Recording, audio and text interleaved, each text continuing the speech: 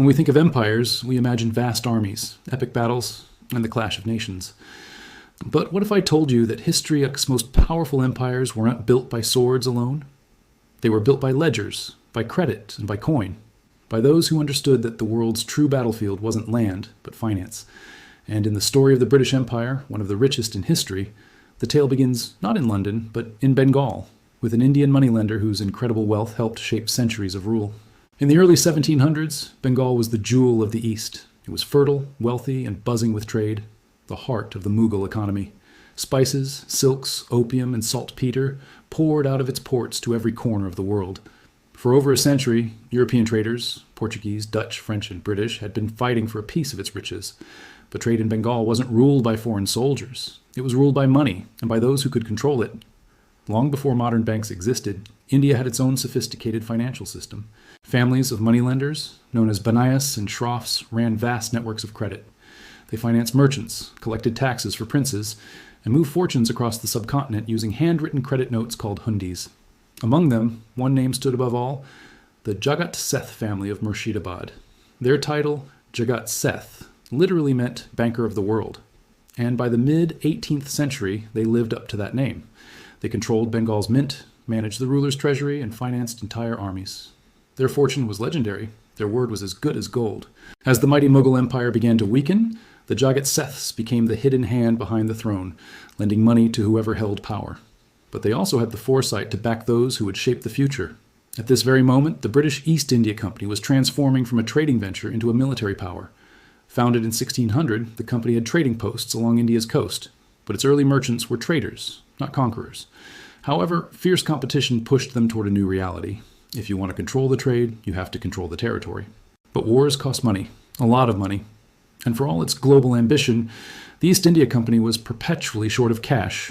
Its directors in London could authorize conquests, but they couldn't always pay for them. So the company turned to local credit, to Indian financiers like the Jagat Seths. These bankers understood the system better than any European.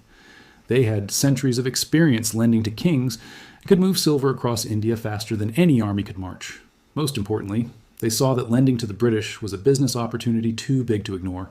The partnership began with mutual benefit. The company needed capital, and the moneylenders needed protection for their trade routes. But what started as business soon became politics. By the 1750s, Bengal's ruler, Nawab Siraj-ud-Dowlah, had grown wary of both the company and the powerful bankers who financed it. He saw them as threats to his authority. Tensions boiled over, and in 1756, Siraj attacked Calcutta, driving the British out. It was a shocking defeat that enraged the company in London. The British retaliated swiftly, led by a young, ambitious officer named Robert Clive.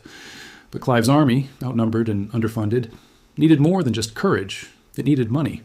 And that money came from the Jagat Seths. Behind closed doors, a secret deal was struck. The Jagat Seths, along with a few disgruntled nobles, decided to side with the British. They would secretly finance Clive's campaign in exchange for repayment and protection of their business interests. To make the plan work, they convinced one of Siraj-ud-Dowlah's top commanders, Mir Jafar, to betray his own ruler. The bankers would fund the coup, the British would supply the military force, and Mir Jafar would become Bengal's new indebted Nawab. In June 1757, on the fields of Plassey, the plan unfolded perfectly. The British army faced Siraj's much larger forces, but most of his commanders, already bought by the secret agreements, refused to fight. Within hours, the Nawab's army collapsed. Siraj-ud-Dowlah was captured and later executed. The British won a decisive victory, not through superior firepower, but through superior financing. After the battle, the spoils were staggering. The East India Company seized Bengal's treasury, an estimated $2.5 million in silver, jewels, and gold, worth billions today. Mir Jafar was installed as a puppet ruler, but the real power lay with the British. The Jagat Seths, who had bankrolled the entire revolution, expected their reward, but they had fatally underestimated their new allies. The East India Company had no intention of sharing power. Once they controlled Bengal's treasury, they no longer needed local financiers. They became both the army and the bank. Over the next decade, the company took over tax collection, monopolized trade, and dismantled Bengal's traditional financial networks. The Jagat Seth family, once the richest in Asia, saw their fortune unravel. Their alliance with the British, meant to secure their dominance, had instead destroyed it. By the 1760s, their power was gone. The money that helped the British rise also funded the destruction of those who had provided it. The conquest of Bengal changed everything. The taxes and revenues from this single province became the financial foundation of British rule in India. The wealth of Bengal paid for more wars, funded the takeover of new territories, and turned the East India Company into a colonial superpower. With Bengal's income, the company conquered Mysore, the Deccan, and Punjab, eventually bringing the entire subcontinent under its control. From that moment, India became the engine of the British Empire. Its textiles, salt, tea, and opium were exported to fuel Britain's industrial economy, while Indian taxes paid for British wars across the globe. It was a system built on financial control, a model first tested with the help of Indian moneylenders. In London, these profits transformed Britain into a global financial center. Indian wealth built British railways, funded its navy, and financed its industrial revolution. But in India, the story was tragically different. Entire industries were destroyed to make way for British imports. Famines ravaged Bengal as its grain was exported to feed British troops.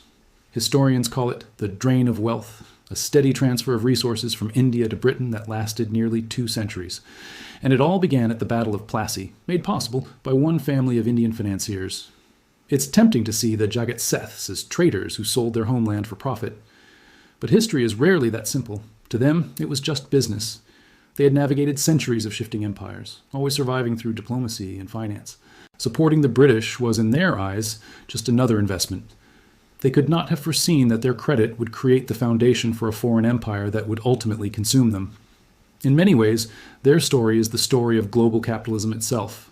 Money knows no loyalty. It flows where opportunity lies. The Jagat Seths helped the British because they understood the power of credit. But once that power was transferred, they became obsolete. The British Empire's rise was built on this pattern: use local wealth for global control. From India to Africa to the Caribbean, empires didn't just conquer and then extract.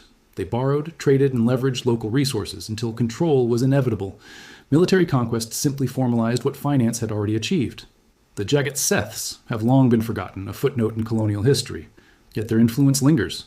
They prove that empires are not merely built by soldiers, but by those who understand the flow of money and how to turn debt into power. Their story forces us to ask an uncomfortable question. When nations rise and fall, who really builds them? The ones who fight or the ones who finance the fight? In the 18th century, one Indian banking family answered that question. Their wealth funded a war that changed history. Their credit built an empire. And in doing so, they revealed the oldest truth in economics. The most powerful weapon in the world has never been the sword, but the promise to pay. Thanks for watching. If you found this story as fascinating as I did, don't forget to like this video, subscribe to the channel, and hit that notification bell so you don't miss our next dive into the hidden forces that shape our world. See you next time.